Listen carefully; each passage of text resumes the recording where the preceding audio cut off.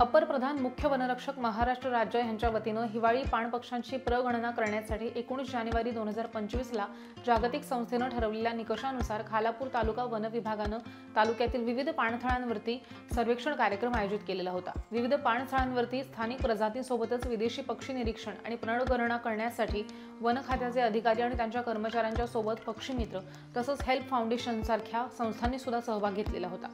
खालापूर तालुका वनाधिकारी राजेंद्र पवार यांच्या मार्गदर्शनामध्ये पूर्व नियोजित सर्वेक्षण कार्यक्रमानुसार पहाटेपासून सूर्योदय झाल्यानंतर काही वेळ संपूर्ण महाराष्ट्रासह खालापूर तालुक्यातल्या पाणस्थळावरती पक्षी निरीक्षण करून नोंदही करण्यात आली।